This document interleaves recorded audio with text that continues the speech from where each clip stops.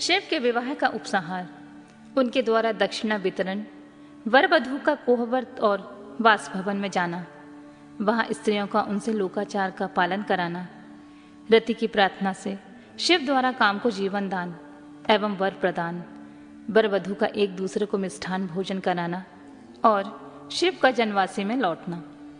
ब्रह्मा जी कहते हैं, नारद, तदनंतर मेरी आज्ञा पाकर महेश्वर ने ब्राह्मणों द्वारा अग्नि की स्थापना करवाई और पार्वती को अपने आगे बैठाकर वहां ऋग्वेद, यजुर्वेद और सामवेद के मंत्रों द्वारा अग्नि में आहुतियां दी। तात उस समय काली के भाई मैनाक ने लावा की अंजलि दी और काली तथा शिव दोनों ने आहुति देकर लोकाचार्य का आश्रय ले प्रसन्नतापूर्वक अग्निदेव की परिक्रमा की। नारद, तदनंतर शिव की आज्ञा से मुनियों सहित मैंने शिव का विवाह का शेष कार्य प्रसन्नतापूर्वक पूरा किया। फिर उन दोनों दंपति के मस्तक का अभिषेक हुआ। ब्राह्मणों ने उन्हें आदरपूर्वक ध्रुव का दर्शन कराया। तत्पश्चात हृदयालंबन का कार्य हुआ। फिर बड़े उत्साह के साथ स्वस्ति वाचन किया गया। इसके पश्चात ब्राह्मणों की आज्ञा से शिव ने शिवा के सिर में सिंदूर दान किया। उस समय गिरिराज नंदिनी उमा की शोभा अद्भुत और अवर्णीय हो गई। फिर ब्राह्मणों के आदेश से वे शिव दंपति एक आसन पर विराजमान हो भक्तों के चित्त को आनंद देने वाली उत्तम शोभा पाने लगे। तदनंतर अद्भुत लीला करने वाले उन नव दंपति ने मेरी आज्ञा पाकर अपने स्थान पर आ संशस्त्र प्राशन किया। इस प्रकार विधि पूर्वक उस वैवाहिक यज्ञ को पूर्ण हो जाने पर भगवान शिव ने मुझ लोक दृष्टा ब्रह्मा को पूर्ण पात्र दान दिया। फिर शंभु ने आचार्य को गोदान दिया। मंगलदायक जो बड़े बड़े दान बताए गए हैं वे सभी सहर्ष संपन्न किए गए। तत्पश्चात उन्होंने बहुत से ब्राह्मणों को पृथक पृथक 100 सुवर्ण मुद्राएं दी, करोड़ों रत्न दान किए और अनेक प्रकार के द्रव्य बांटे। उस समय सब देवता तथा दूसरे दूसरे चराचर जीव मन में बड़े प्रसन्न हुए और जोर जोर से जय जयकार की ध्वनि होने लगी। सब और मांगलिक शब्द और गीत होने लगे। वाद्यों की मनोहर ध्वनि सबके आनंद को बढ़ाने लगी। इसके बाद श्री विष्णु, मैं, देवता, ऋषि तथा अन्य सब लोग गिरिराज से आज्ञा ले बड़ी प्रसन्नता के साथ शीघ्र ही अपने अपने डेरे में चले आए। उस समय हिमालय नगर की स्त्रियां आनंद मग्न हो शिव और पार्वती को लेकर कोहवर में गईं। वहां उन सब ने आदर पूर्वक वर वधू से लोकाचार्य का संपादन कराया। उस समय सब और परमानंददायक महान उत्सव छा रहा था। तदनंतर वे स्त्रियां उन लोक कल्याणकारी दंपति को साथ ले परम दिव्य वास भवन में गईं और वहां भी प्रसन्नता पूर्वक लोकाचार का संपादन किया। इसके बाद गिरिराज के नगर की स्त्रियों ने समीप जाकर मंगल कृत्य करके उन नव दंपति को केली गृह में पहुंचाया और जय ध्वनि करती हुई उनके गठबंधन की गांठ खोलने आदि का कार्य संपन्न किया। उस समय उस नूतन दंपति को देखने के लिए 16 दिव्य नारियां बड़े आदर के साथ शीघ्रतापूर्वक वहां आईं। उनके नाम इस प्रकार हैं: सरस्वती, लक्ष्मी, सावित्री, गंगा, अदिति, शची, लोपामुद्रा, अरुंधति, अहिल्या, तुलसी, स्वाहा, रोहिणी, पृथ्वी, शतरूपा, संज्ञा तथा रति। ये देवांगनाएं तथा मनोहारिणी देव कन्या, नाग कन्या और मुनि कन्याएं भी वहां आ पहुंची। वहां जितनी स्त्रियां उपस्थित थीं उन सब की गणना करने में कौन समर्थ। उनके दिए हुए रत्नमय सिंहासन पर भगवान शिव प्रसन्नता पूर्वक बैठे।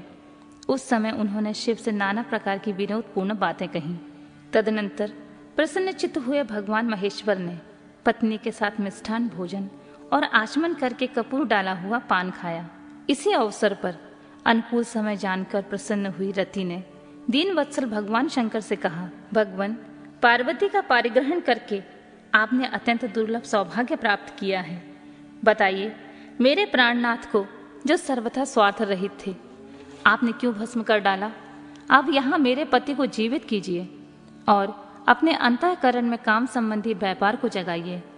आपको और मुझको जो सामान्य रूप से वियोग जनित संताप प्राप्त हुआ है उसे दूर कीजिए महेश्वर। आपके इस विवाह उत्सव में सब लोग सुखी हैं, केवल मैं ही पति की बिना दुख में डूबी हुई हूँ। देव शंकर प्रसन्न हो जाइए और मुझे सनाथ कीजिए। दीनबंधु परम प्रभु अपनी कही हुई बात को सत्य कीजिए। चराचर प्राणियों सहित तीनों लोकों में आपके सिवा दूसरा कौन है जो मेरे दुख का नाश करने में समर्थ हो। अतः ऐसा आप मुझ पर कृपा कीजिए। दीनों पर दया करने वाले नाथ, सबको आनंद प्रदान करने वाले, अपने इस विवाह उत्सव में मुझे भी उत्सव संपन्न बनाइए। मेरे प्राणनाथ के जीवित होने पर ही अपनी प्रिया पार्वती के साथ आपका सुंदर विहार परिपूर्ण होगा, इसमें कोई संशय नहीं है। सर्वेश्वर, आप सब कुछ जानने में समर्थ हैं, क्योंकि आप ही परमेश्वर हैं। यहाँ अधिक कहने से क्या लाभ है सर्वेश्वर। अब आप शीघ्र मेरे पति को जीवित कीजिए। ऐसा कहकर रति ने गांठ में बंधा हुआ कामदेव के शरीर का भस्म शंभू को दे दिया और उनके सामने हे नाथ कहकर रोने लगी। रति का रोदन सुनकर सरस्वती आदि सभी देवियां रोने लगी और अत्यंत दीन वाणी में बोली, प्रभु आपका नाम भक्त वत्सल है, आप दीन बंधु और दया के सागर हैं। अतः काम को जीवन दान दीजिए और रति को उत्साहित कीजिए। आपको नमस्कार है। ब्रह्मा जी कहते हैं, नारद उन सब की यह बात सुनकर महेश्वर प्रसन्न हो गए और उन करुणा सागर प्रभु ने तत्काल ही रति पर कृपा की। भगवान शूलपाणी की अमृतमय दृष्टि पड़ते ही जैसे रूप वेश और चिन्ह से युक्त अद्भुत मूर्तिधारी सुंदर कामदेव उस भस्म से प्रकट हो गया। अपने पति को वैसे ही रूप आकृति, मंद मुस्कान और धनुष बाण से युक्त देख रति ने महेश्वर को प्रणाम किया। वह कृतार्थ हो गई। उसने प्राणनाथ की प्राप्ति कराने वाले भगवान शिव को अपने जीवित पति के साथ हाथ जोड़कर बारंबार स्तवन किया। पत्नी सहित काम की हुई स्तुति को सुनकर दया हृदय भगवान शंकर अत्यंत प्रसन्न हुए और इस प्रकार बोले। शंकर ने कहा, मनोभव, पत्नी सहित तुमने जो स्तुति की है उससे मैं बहुत प्रसन्न हूँ। स्वयं प्रकट होने वाले काम, तुम वर मांगो, मैं तुम्हें मनोवांछित वस्तु दूंगा। शंभु का यह वचन सुनकर कामदेव महान आनंद में निमग्न हो गया और हाथ जोड़कर मस्तक झुकाकर गद्यवाणी में बोला, देवादिदेव महादेव, करुणा सागर प्रभु, यदि आप मुझ पर प्रसन्न हो तो मेरे लिए आनंददायक होइए। प्रभु, पूर्व काल में मैंने जो अपराध किया था उसे क्षमा कीजिए। स्वजनों के प्रति परम प्रेम और अपने चरणों में भक्ति दीजिए। कामदेव का यह कथन सुनकर परमेश्वर शिव प्रसन्न हो बोले, बहुत अच्छा। इसके बाद उन करुणानिधि ने हंसकर कहा, महामते कामदेव, मैं तुम पर प्रसन्न हूँ। तुम अपने मन से भय निकाल दो, भगवान विष्णु के पास जाओ और इस घर से बाहर ही रहो। तदनंतर काम शिव जी को प्रणाम करके बाहर आ गया। विष्णु आदि देवताओं ने उसे आशीर्वाद दिया। इसके बाद भगवान शंकर ने उस बास भवन में पार्वती को बाएं बिठाकर मिष्ठान भोजन कराया और पार्वती ने भी प्रसन्नता पूर्वक उनका मुंह मीठा किया। तदनंतर वह लोकाचार का पालन करते हुए आवश्यक कृत करके मैना और हिमवान की आज्ञा ले भगवान शिव जनवासे में चले गए। मुने, उस समय महान उत्सव हुआ और वेद मंत्रों की ध्वनि होने लगी। लोग चारों प्रकार के बाजे बजाने लगे। जनवासे में अपने स्थान पर पहुंचकर शिव ने लोकाचारवश मुनियों को प्रणाम किया, श्री हरि की ओर मस्तक झुकाया। फिर सब देवता आदि ने उनकी वंदना की। उस समय वहां जय जयकार, नमस्कार तथा समस्त विघ्नों का विनाश करने वाली शुभदायिनी वेद ध्वनि भी होने लगी। इसके बाद मैंने भगवान विष्णु ने तथा इंद्र ऋषि और सिद्ध आदि ने भी शंकर जी की स्तुति की। गिरिजा नायक महेश्वर की स्तुति करके वे विष्णु आदि देवता प्रसन्नता पूर्वक उनकी यथोचित सेवा में लग गए। तत्पश्चात लीला पूर्वक शरीर धारण करने वाले महेश्वर शंभु ने उन सबको सम्मान दिया। फिर उन परमेश्वर की आज्ञा पाकर वे विष्णु आदि देवता अत्यंत प्रसन्न हो अपने अपने विश्राम स्थान को गए।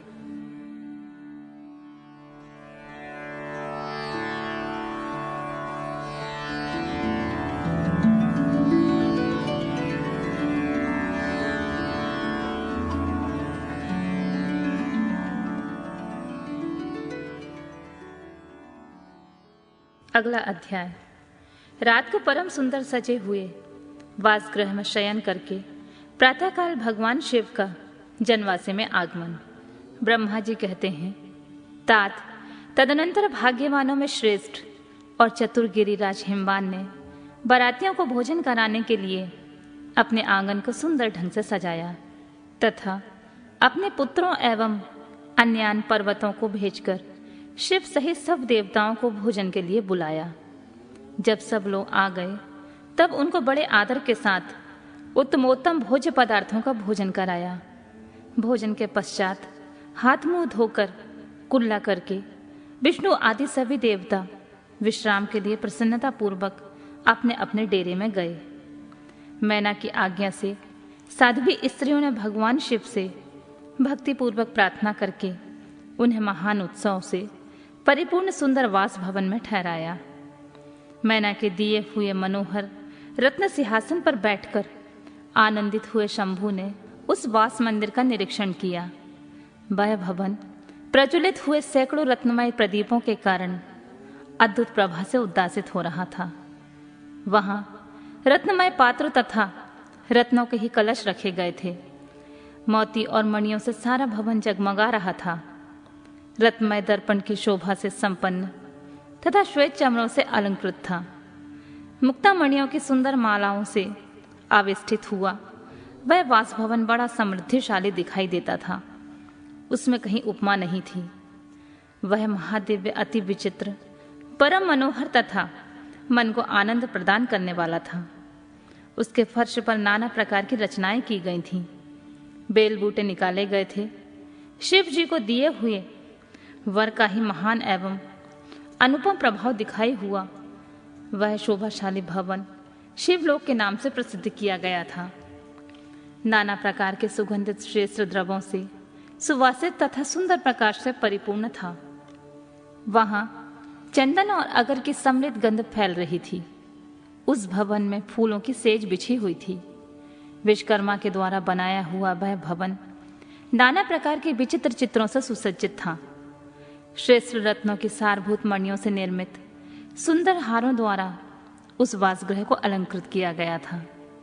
उस विश्वकर्मा द्वारा निर्मित कृत्रिम वैकुंठ, ब्रह्मलोक, कैलाश, इंद्र भवन तथा शिवलोक आदि दिख रहे थे।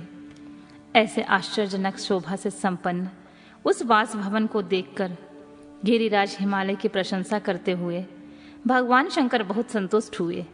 वहां अति रमणीय रत्न जड़ित उत्तम पलंग पर परमेश्वर शिव बड़ी प्रसन्नता से लीला पूर्वक सोए। इधर हिमालय ने बड़ी प्रसन्नता से अपने समस्त भाई बंधुओं एवं दूसरे लोगों को भी भोजन कराया तथा जो कार्य शेष रह गए थे उन्हें भी पूर्ण किया। शैलराज हिमालय इस प्रकार आवश्यक कार्य में लगे हुए थे और प्रियतम परमेश्वर शिव शयन कर रहे थे। इतने में ही सारी रात बीत गई और प्रातःकाल हो गया। प्रभात काल होने पर धैर्यवान और उत्साही पुरुष नाना प्रकार के बाजे बजाने लगे। उस समय श्री विष्णु आदि सभी देवता सानंद उठे और अपने इष्ट देव देवेश्वर शिव का स्मरण करके वहां से कैलाश को चलने के लिए जल्दी जल्दी तैयार हो गए। उन्होंने अपने वाहन भी सुसज्जित कर लिए। तत्पश्चात धर्म को शिव के समीप भेजा। योग शक्ति से संपन्न धर्म नारायण की आज्ञा से वासगृह में पहुंचकर योगेश्वर शंकर से समायोचित बात बोले। प्रथम गणों के स्वामी महेश्वर, उठिए उठिए, आपका कल्याण हो, हमारे लिए भी कल्याणकारी होइए। जनवासी में चलिए और वहां सब देवताओं को कृतार्थ कीजिए। धर्म की यह बात सुनकर भगवान महेश्वर हंसे। उन्होंने धर्म को कृपा दृष्टि से देखा और शैया त्याग दी। इसके बाद धर्म से हंसते हुए कहा, तुम आगे चलो, मैं वहां शीघ्र ही आऊंगा, इसमें कोई संशय नहीं है। भगवान शिव के ऐसा कहने पर धर्म जनवासी में गए। तत्पश्चात शंभु भी वहां जाने को उद्यत हुए। यह जानकर महान उत्सव मनाती हुई स्त्रियां भी वहां आईं और भगवान शंभु के युगल चरणार बिंदों का दर्शन करते हुए मंगल गान करने लगी। तदनंतर लोकाचार का पालन करते हुए शंभु प्रातः कालिक कृत्य करके मैना और हिमालय की आज्ञा ले जनवासे को गए। मुने उस समय बड़ा भारी उत्सव हुआ। वेद मंत्रों की ध्वनि होने लगी और चारों प्रकार के बाजे बजने लगे। अपने स्थान पर आकर शंभु ने लोकाचार वश मुनियों को, विष्णु को, मुझको प्रणाम किया। फिर देवता आदि ने उनकी वंदना की। उस समय जय जयकार, नमस्कार तथा वेद मंत्रोच्चारण की मंगलदायिनी ध्वनि होने लगी। इससे सब बारात को कई दिनों तक ठहरना। सप्तर्षियों के समझाने से हिमालय का बारात को विदा करने के लिए राजी होना, मैना का शिव को अपनी कन्या सौंपना तथा बारात का पुरी के बाहर जाकर ठहरना। ब्रह्मा जी कहते हैं, तदनंतर विष्णु आदि देवता तथा ऋषि कैलाश लौटने का विचार करने लगे। तब हिमालय ने जनवासे में आकर सबको भोजन के लिए निमंत्रित किया। तत्पश्चात देवेश्वर शिव को आमंत्रित करके हिमाचल अपने घर को गए और नाना प्रकार के विधान से भोजनोत्सव की तैयारी करने लगे। उन्होंने प्रसन्नता और उत्कंठा के साथ भोजन के लिए परिवार सहित भगवान शिव को यथोचित रीति से अपने घर बुलवाया। शंभु के, विष्णु के, मेरे, अन्य सब देवताओं के, मुनियों के तथा वहां आए हुए सबके चरणों को बड़े आदर के साथ धोकर उन सबको गिरिराज ने मंडप के भीतर सुंदर आसनों पर बिठाया। फिर अपने भाई बंधुओं को साथ लेकर उनके सहयोग से उन सब अतिथियों को नाना प्रकार के सरस पदार्थों द्वारा पूर्णतः तृप्त किया। मेरे, विष्णु के तथा शंभु के साथ सब लोगों ने अच्छी तरह भोजन किया। नारद विधिवत भोजन करके, आचमन करके तृप्त हुए, प्रसन्न हुए और सब लोग हिमालय से आज्ञा ले अपने अपने डेरे पर गए। मुने इस प्रकार तीसरे दिन भी गिरिराज ने विधिवत दान, मान और आदर आदि के द्वारा उन सबका सत्कार किया। चौथा दिन आने पर शुद्धता पूर्वक सविधि चतुर्थी कर्म हुआ, जिसके बिना विवाह यज्ञ अधूरा ही रह जाता है। उस समय नाना प्रकार का उत्सव हुआ।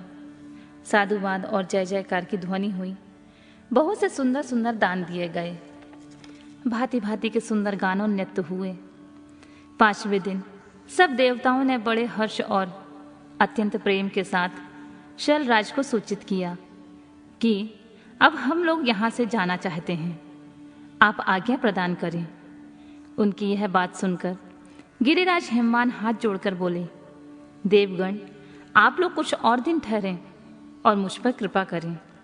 यूं कहकर उन्होंने स्नेह के साथ उन देवताओं को, भगवान शिव को, विष्णु को, मुझको और अन्य लोगों को बहुत दिनों तक ठहराया और प्रतिदिन विशेष आदर सत्कार किया। इस प्रकार देवताओं के वहां रहते हुए बहुत से दिन बीत गए। तब उन सब ने गिरिराज के पास सप्तर्षियों को भेजा। सप्तर्षियों ने हिमवान और मैना से समयोचित बात कहकर उन्हें समझाया, परम शिव तत्व का वर्णन किया तथा प्रसन्नता पूर्वक उनके सौभाग्य की सराहना की। मुने उनके समझाने से गिरिराज ने बारात को विदा करना स्वीकार कर लिया। तत्पश्चात भगवान शंभु यात्रा के लिए उद्यत हो देवता आदि के साथ शैलराज के पास आए। देवेश्वर शिव देवताओं सहित कैलाश की यात्रा के लिए जब उद्यत हुए, उस समय मैना उच्च स्वर में रोने लगी और कृपा निधान से बोली, कृपा निधि, कृपा करके मेरी शिवा का भली भांति लालन पोषण कीजिएगा। आप आशुतोष हैं, पार्वती के सहस्रों अपराधों को भी क्षमा कीजिए।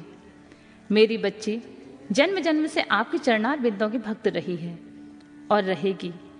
उसे सोते जागते समय भी अपने स्वामी महादेव के सिवा किसी दूसरे वस्तु की सुध नहीं रहती। मृत्युंजय, आपके प्रति भक्ति भाव की बातें सुनते ही यह हर्ष के आंसू बहाती हुई पुलकित हो उठती हैं और आपकी निंदा सुनकर ऐसा मौन साध लेती हैं मानो मर गई हूं। ब्रह्मा जी कहते हैं, नारद, ऐसा कहकर मेनका ने अपनी बेटी शिव को सौंप दी और उन दोनों के सामने ही उच्च स्वर में रोती हुई वह मूर्छित हो गई। तब महादेव जी ने मैना को समझाकर सचेत किया और उनसे विदा ले देवताओं के साथ महान उत्सव पूर्वक यात्रा की। ये देवता अपने स्वामी शिव के साथ सेवक गणों के साथ चुपचाप कैलाश पर्वत की ओर प्रस्थित हुए। वे मन ही मन शिव का चिंतन कर रहे थे। हिमाचलपुरी के बाहरी बगीचे में आकर शिव सहित सब देवता हर्ष और उल्लास के साथ ठहर गए और शिवा के आगमन की प्रतीक्षा करने लगे। मुनीश्वर, इस प्रकार देवताओं सहित शिव की श्रेष्ठ यात्रा का वर्णन किया गया है। अब शिवा की यात्रा का वर्णन सुनो, जो विरह व्यथा और आनंद के अनुसार एक ब्राह्मण पत्नी का पार्वती को पति धर्म व्रत का उपदेश देना। ब्रह्मा जी कहते हैं, नारद, तदनंतर सप्तर्षियों ने हिमालय से कहा, गिरिराज, अब आप अपनी पुत्री पार्वती देवी की यात्रा का उचित प्रबंध करें। मुनीश्वर, यह सुनकर पार्वती के भावी विरह का अनुभव करके गिरिराज कुछ काल तक अधिक प्रेम के कारण विषाद में डूब गए। कुछ देर बाद सचेत हो शैलराज ने तथास्तु कहकर मैना को संदेश दिया। मुने हिमवान का संदेश पाकर हर्ष और शोक के वशीभूत हुई मैना पार्वती को विदा करने के लिए उद्यत हुई। शैलराज की प्यारी पत्नी मैना ने विधि पूर्वक वैदिक एवं लौकिक कुलाचार का पालन किया और उस समय नाना प्रकार के उत्सव मनाए। फिर उन्होंने नाना प्रकार के रत्न जटित सुंदर वस्त्रों और 12 आभूषणों द्वारा राजोचित श्रृंगार करके पार्वती को विभूषित किया। तत्पश्चात मैना के मनोभाव को जानकर एक सती साध्वी ब्राह्मण पत्नी ने गिरजा को उत्तम पातिव्रत की शिक्षा दी। ब्राह्मण पत्नी बोली, गिरिराज कुमारी, तुम प्रेम पूर्वक यह मेरा वचन सुनो। यह धर्म को बढ़ाने वाला, इहलोक और परलोक में भी आनंद देने वाला तथा श्रोताओं को भी सुख की प्राप्ति कराने वाला है। संसार में पतिव्रता नारी ही धन्य है, दूसरी नहीं। वही विशेष रूप से पूजनीय है। पतिव्रता सब लोगों को पवित्र करने वाली और समस्त पाप राशि को नष्ट कर देने वाली है।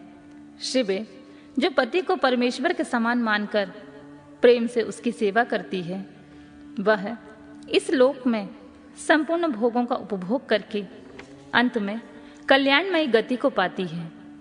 सावित्री, लोपामुद्रा, अरुंधति, शांडिली, शतरूपा, अनसुईया, लक्ष्मी, स्वधा, सती, संज्ञा, सुमति, श्रद्धा, मैना और स्वाहा, ये तथा और भी बहुत सी स्त्रियां साध्वी कही गई हैं। यहाँ विस्तार भय से उनका नाम नहीं लिया गया है। वे अपने पतिव्रत के बल से ही सब लोगों में पूजनीय तथा ब्रह्मा, विष्णु, शिव एवं मुनीश्वरों की भी मानवीय हो गई हैं। इसलिए तुम्हें अपने पति भगवान शंकर की सदा सेवा करनी चाहिए। वे दीन दयालु सबके सेवनीय तथा सत्पुरुषों के आश्रय हैं। श्रुतियों और स्मृतियों में पतिव्रता धर्म को महान बताया गया है। इसको जैसा श्रेष्ठ बताया जाता है वैसा दूसरा धर्म नहीं है, यह निश्चय पूर्वक कहा जा सकता है। पातिव्रत धर्म में तत्पर रहने वाली स्त्री अपने प्रिय पति को भोजन कर लेने पर ही भोजन करे। शिवे, जब पति खड़ा हो तब साध्वी स्त्री को भी खड़ी ही रहना चाहिए। शुद्ध बुद्धि वाली साध्वी स्त्री प्रतिदिन अपने पति के सो जाने पर ही सोए और उसके जागने से पहले ही जग जाए। वह छल कपट छोड़कर सदा उसके लिए हितकर कार्य ही करे। शिवे, साध्वी स्त्री को चाहिए कि जब तक वस्त्र आभूषणों से विभूषित न हो तब तक वह अपने को पति की दृष्टि के सम्मुख न लाए। यदि पति किसी कार्य से परदेश गया हो तो उतने दिन उसे कदापि श्रृंगार नहीं करना चाहिए। पतिव्रता स्त्री कभी पति का नाम न ले। पति के कटु वचन कहने पर भी वह बदले में कड़ी बात न कहे। पति के बुलाए जाने पर घर के सारे कार्य छोड़कर तुरंत उसके पास चले जाए और हाथ जोड़कर प्रेम से मस्तक झुकाकर पूछे, नाथ, किस लिए आपने इस दासी को बुलाया है? मुझे सेवा के लिए आदेश देकर अपनी कृपा से अनुग्रहित कीजिए। फिर पति जो आदेश दे उसका प्रसन्न हृदय से पालन करे। वह घर के दरवाजे पर देर तक खड़ी ना रहे, दूसरे के घर ना जाए, कोई गोपनीय बात जानकर हर एक के सामने उसे प्रकाशित ना करे। पति के बिना कहे ही उनके लिए पूजन सामग्री स्वयं जुटा दे और उनके हित साधन के यथोचित अवसर की प्रतीक्षा करती रहे। पति की आज्ञा लिए बिना कहीं तीर्थ यात्रा के लिए भी ना जाए। लोगों की भीड़ से भरी हुई सभा या मेले आदि के उत्सवों को देखना वह दूर से ही त्याग दे। जिस नारी को तीर्थ यात्रा का फल पाने की इच्छा हो उसे अपने पति का चरणोदक पीना चाहिए। उसके लिए उसी में सारे तीर्थ और क्षेत्र हैं, इसमें कोई संशय नहीं है। पतिव्रता नारी पति के उच्छिष्ट अन्न को आदि को परम भोजन मानकर ग्रहण करे और पति जो कुछ दे उसे महाप्रसाद मानकर शिरोधार्य करे। देवता, पितर, अतिथि, सेवक वर्ग, गौ तथा भिक्षु समुदाय के लिए अन्य का भाग दिए बिना कदापि भोजन न करे। पातिव्रत धर्म में तत्पर रहने वाली गृह देवी को चाहिए कि वह घर की सामग्री को संयत एवं सुरक्षित रखे, गृह कार्य में कुशल हो, सदा प्रसन्न रहे और खर्च की ओर से हाथ खींचे रहे। पति की आज्ञा लिए बिना उपवास व्रत आदि ना करे, अन्यथा उसे उसका कोई फल नहीं मिलता है और परलोक में नरकगामिनी होती है। पति सुखपूर्वक बैठा हो या इच्छा अनुसार क्रीड़ा विनोद अथवा मनोरंजन में लगा हो, उस अवस्था में कोई आंतरिक कार्य आ पड़े तो भी पतिव्रता स्त्री अपने पति को कदापि ना उठाए। पति नपुंसक हो गया हो, दुर्गति में पड़ा हो, रोगी हो, बूढ़ा हो, सुखी हो अथवा दुखी हो, किसी भी दशा में नारी अपने उस एकमात्र पति का उल्लंघन न करे। रजस वाला होने पर वह 3 रात्रि तक पति को अपना मुंह न दिखाए अथवा उससे अलग रहे। जब तक स्नान करके शुद्ध ना हो जाए तब तक अपनी कोई भी बात पति के कानों में ना पड़ने दे। अच्छी तरह स्नान करने के पश्चात सबसे पहले वह अपने पति के मुख का दर्शन करे, दूसरे किसी का मुंह कदापि ना देखे अथवा मन ही मन पति का चिंतन करके सूर्य का दर्शन करे। पति की आयु बढ़ने की अभिलाषा रखने वाली पतिव्रता नारी हल्दी, रोली, सिंदूर, काजल आदि, चोली, पान, मांगलिक आभूषण आदि, केशों का संवारना, चोटी गूंथना तथा हाथ कान नाक के आभूषण, इन सबको अपने शरीर से दूर न करे। धोबिन, शिनाल या कुल्टा, सन्यासी और भाग्यहीना स्त्री को वह कभी भी अपनी सखी न बनाए। पति से द्वेष रखने वाली स्त्री का कभी आदर न करे। कहीं अकेली न खड़ी हो। सती स्त्री ओखली, मूसल, झाड़ू, सिल, जांत और द्वार के चौखट के नीचे वाली लकड़ी पर कभी न बैठे। मैथुन काल के सिवा वह किसी समय भी अपने पति के सामने धृष्टता ना करे।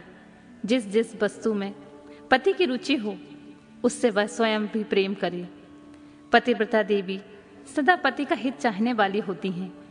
वह पति के हर्ष में ही हर्ष माने। पति के मुख पर विषाद की छाया देखकर स्वयं भी विषाद में डूब जाए तथा वह प्रियतम पति के प्रति ऐसा बर्ताव करे जिससे वह उन्हें प्यारी लगे। पुण्यात्मा पतिव्रता स्त्री संपत्ति और विपत्ति में पति के लिए एक सी रहे, अपने मन में कभी विकार ना आने दे और सदा धैर्य धारण किए रहे। घी, नमक, तेल आदि के समाप्त हो जाने पर भी पतिव्रता स्त्री पति से सहसा यह ना कहे कि अमुक वस्तु नहीं है। वह पति को कष्ट या चिंता में न डाले। देवेश्वरी पतिव्रता नारी के लिए एकमात्र पति ही ब्रह्मा, विष्णु और शिव से भी अधिक माना गया है। उसके लिए अपना पति शिव रूप ही है, जो पति की आज्ञा का उल्लंघन करके व्रत और उपवास आदि के नियम का पालन करती हैं। वह पति की आयु को हर देती हैं और मरने पर नरक में जाती हैं। जो स्त्री पति के कुछ कहने पर क्रोधपूर्वक कठोर उत्तर देती हैं, वह गांव में कुतिया और निर्जन वन में सियारिन होती हैं।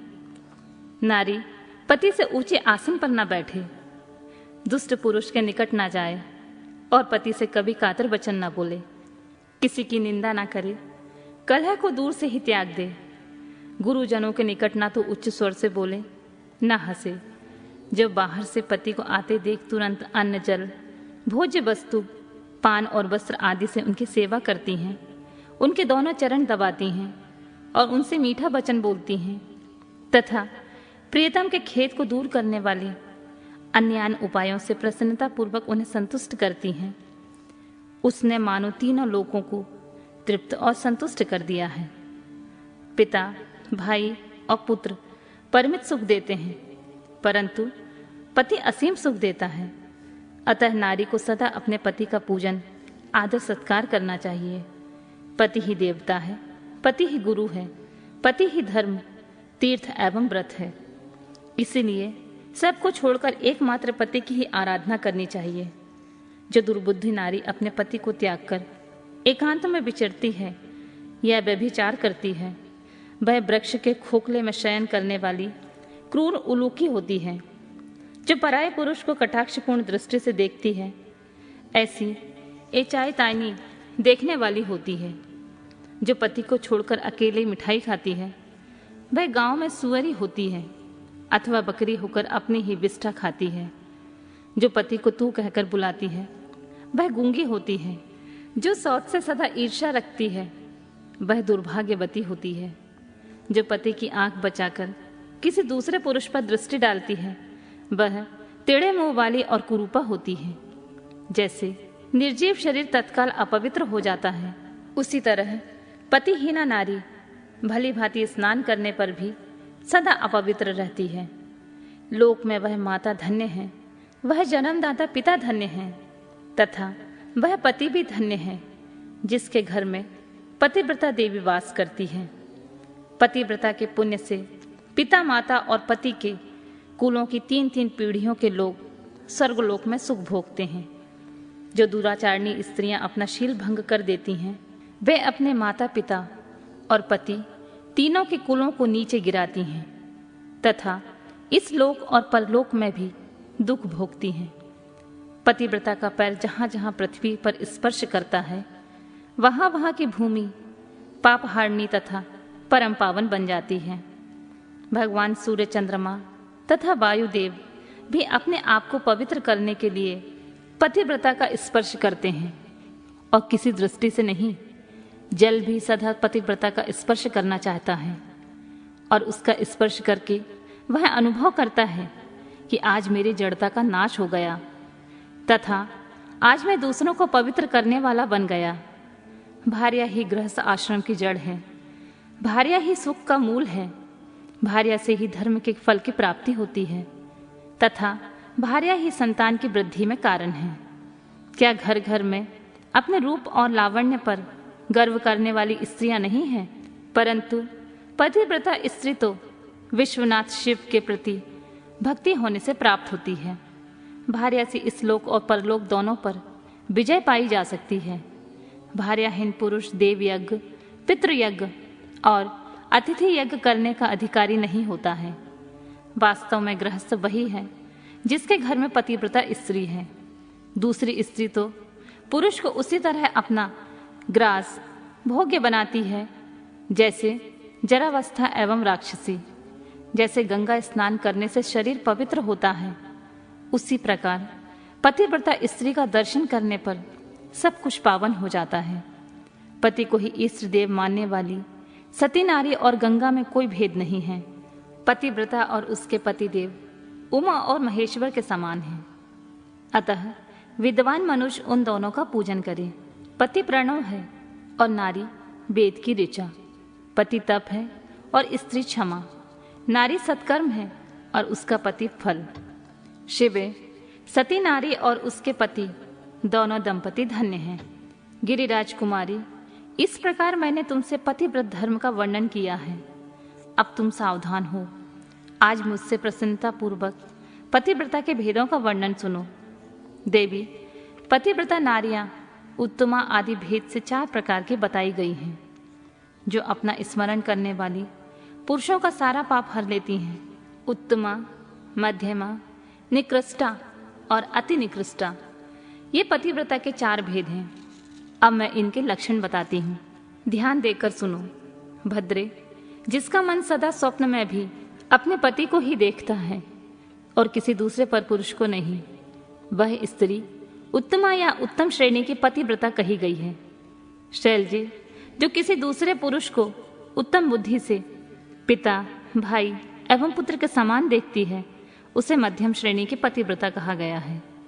पार्वती जो मन से अपने धर्म का विचार करके व्यभिचार नहीं करती, सदाचार में ही स्थित रहती है, उसे निकृष्टा अथवा निम्न श्रेणी की पतिव्रता कहा गया है। जो पति के भय से तथा कुल में कलंक लगने के डर से व्यभिचार से बचने का प्रयत्न करती है, उसे पूर्व काल के विद्वानों ने अति निकृष्टता अथवा न्यूनतम कोटि की पतिव्रता बताया गया है। शिवे, ये चारों प्रकार की पतिव्रताएं समस्त लोगों का पाप नाश करने वाली तथा उन्हें पवित्र बनाने वाली हैं। अत्रि की स्त्री अनुसुईया ने ब्रह्मा, विष्णु और शिव इन तीनों देवताओं की प्रार्थना से पातिव्रत्य के प्रभाव का उपभोग करके वाराह के शाप से मरे हुए एक ब्राह्मण को जीवित कर दिया था। शैल कुमारी शिवे, ऐसा जानकर तुम्हें नित्य प्रसन्नता पूर्वक पति की सेवा करनी चाहिए। पति सेवन सदा समस्त अभीष्ट फलों को देने वाला है। तुम साक्षात जगदम्बा महेश्वरी हो और तुम्हारे पति साक्षात भगवान शिव हैं। तुम्हारा तो चिंतन मात्र करने से स्त्रियां पतिव्रता हो जाएंगी। देवी, यद्यपि तुम्हारे आगे यह सब कहने का कोई प्रयोजन नहीं है, तथापि आज लोकाचार का आश्रय ले मैंने तुम्हें सती धर्म का उपदेश दिया है। ब्रह्मा जी कहते हैं, नारद, ऐसा कहकर वह ब्राह्मण पत्नी शिवा देवी को मस्तक झुकाकर चुप हो गई। इस उपदेश को सुनकर शंकर प्रिया पार्वती तथा उनकी बारात की विदाई, भगवान शिव का समस्त देवताओं को विदा करके कैलाश पर रहना और पार्वती खंड के श्रवण की महिमा। ब्रह्मा जी कहते हैं, नारद, ब्राह्मणी ने देवी पार्वती को पतिव्रत धर्म की शिक्षा देने के पश्चात मैना को बुलाकर कहा, महारानी जी, अब अपनी पुत्री की यात्रा कराइए, इसे विदा कीजिए। तब बहुत अच्छा कहकर वे प्रेम के वशीभूत हो गईं और धैर्य धारण करके उन्होंने काली को बुलाया और उसके वियोग के भय से व्याकुल होकर भी बेटी को बारंबार गले से लगाकर अत्यंत उच्च स्वर में रोने लगी। फिर पार्वती भी करुणाजनक बात कहती हुई जोर जोर से रो पड़ी। मैना और शिवा दोनों की बिरह शोक से पीड़ित हो मूर्छित हो गईं। पार्वती के रोने से देव पत्नियां भी अपने सुधबुध खो बैठी। सारी स्त्रियां वहां रोने लगीं। वे सब के सब अचेत सी हो गईं। उस यात्रा के समय परम प्रभु साक्षात योगेश्वर शिव भी रो पड़े। फिर दूसरा कौन चुप रह सकता था। इसी समय अपने समस्त पुत्रों, मंत्रियों और उत्तम ब्राह्मणों के साथ हिमालय शीघ्र वहां पहुंचे और मोहवश अपनी बच्ची को हृदय से लगाकर रोने लगी। बेटी, तुम मुझे छोड़कर कहाँ जा रही हो? ऐसा कहकर सारे जगत को सूना मानते हुए वे बारंबार विलाप करने लगे। तब ज्ञानियों में श्रेष्ठ पुरोहित ने अन्य ब्राह्मणों के सहयोग से कृपा पूर्वक अध्यात्म विद्या का उपदेश देते हुए सबको सुखद रीति से समझाया। पार्वती ने भक्ति भाव से माता पिता तथा गुरु को प्रणाम किया। वे महामाया होकर भी लोक 4 वर्ष बारंबार रो उठती। पार्वती के रोने से सारी स्त्रियां रोने लगती थीं। माता मैना तो बहुत रोई, भौजाइयां भी रोने लगी। यही दशा भाइयों की थी। शिवा की माँ, भाभियां तथा अन्य युवतियां बार बार रुदन करने लगी। भाई और पिता का प्रेम और सौहार्दवश बिना रोए न रह सके। उस समय ब्राह्मणों ने मिलकर सबको आदर पूर्वक समझाया और यह सूचित किया कि यात्रा के लिए यह सबसे उत्तम एवं सुखद लग्न है। तब हिमालय और मैना ने विवेक पूर्वक धैर्य धारण करके शिवा के बैठने के लिए पालकी मंगवाई। ब्राह्मण की पत्नियों ने शिवा को उस पर चढ़ाया और सबने मिलकर आशीर्वाद दिया। माता पिता और ब्राह्मणों ने भी अपनी शुभकामना प्रकट की। मैना और हिमालय ने पार्वती को ऐसे ऐसे सामान दिए जो महारानी के योग्य थे। नाना प्रकार के द्रव्यों की शुभ राशि भेंट की जो दूसरों के लिए परम दुर्लभ थी। शिवा ने समस्त गुरुजनों और माता पिता को, पुरोहित और ब्राह्मणों को तथा भौजाइयां और दूसरी स्त्रियों को प्रणाम करके यात्रा प्रारंभ की। पुत्रों सहित बुद्धिमान हिमाचल भी स्नेह के वशीभूत होकर पीछे पीछे गए और उस स्थान पर पहुंचे जहां देवताओं सहित भगवान शिव प्रसन्नता पूर्वक प्रतीक्षा कर रहे थे। वहां सब लोग बड़े प्रेम और आनंद से परस्पर मिले। उन सब ने भगवान को प्रणाम किया और उनकी प्रशंसा करते हुए वे पुरी को लौट गए। तदनंतर कैलाश पहुंचकर भगवान शिव ने पार्वती से कहा, देवेश्वरी, तुम सदा से ही मेरी प्राण प्रिया हो। तुम्हें लीला पूर्वक इस बात की याद दिला रहा हूं कि तुम्हें पूर्व जन्म की बातों का स्मरण है। अतः मेरे और अपने नित्य संबंध का यदि तुम्हें स्मरण हो तो बताओ।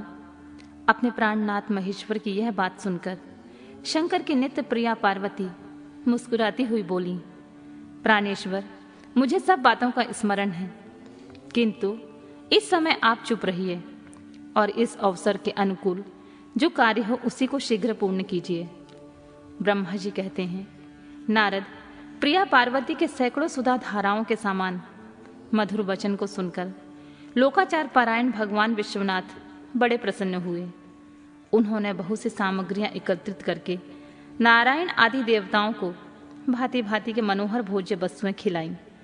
इसी तरह अपने विवाह में पधारे हुए दूसरे लोगों को भी भगवान शंकर ने प्रेम पूर्वक सुमधुर रस से युक्त नाना प्रकार का अन्य भोजन कराया। भोजन के पश्चात उन सब देवताओं ने नाना रत्नों से विभूषित हो अपनी स्त्रियों और सेवक गणों के साथ आकर प्रभु चंद्रशेखर को प्रणाम किया। फिर प्रिय वचनों द्वारा प्रसन्नता पूर्वक उनकी स्तुति एवं परिक्रमा करके शिव विवाह की प्रशंसा करते हुए वे सब लोग अपने अपने धाम को चले गए। मुने, साक्षात भगवान शिव ने लोकाचार वश भगवान विष्णु को और मुझको भी प्रणाम किया। ठीक उसी तरह जैसे वामन रूपधारी श्री हरि ने महर्षि कश्यप को नमस्कार किया था, तब मैंने और श्री विष्णु ने शिव को हृदय से लगाकर उनको आशीर्वाद दिया। तदनंतर श्री हरि ने उन्हें परब्रह्म परमात्मा मानकर उनकी उत्तम स्तुति की। इसके बाद मेरे सहित भगवान विष्णु शिव से विदा ले शिवा और शिव को प्रसन्नता पूर्वक हाथ जोड़कर उनके विवाह की प्रशंसा करते हुए अपने उत्तम धाम को गए। भगवान शिव भी पार्वती के साथ सानंद विहार करते हुए अपने निवास भूत कैलाश पर्वत पर रहने लगे। समस्त शिवगणों को इस विवाह से बड़ा सुख मिला। वे अत्यंत भक्तिपूर्वक शिवा और शिव की आराधना करने लगे। तात, इस प्रकार मैंने परम मंगलमय शिव विवाह का वर्णन किया। यह शोकनाशक, आनंददायक तथा धन और आयु की वृद्धि करने वाला है।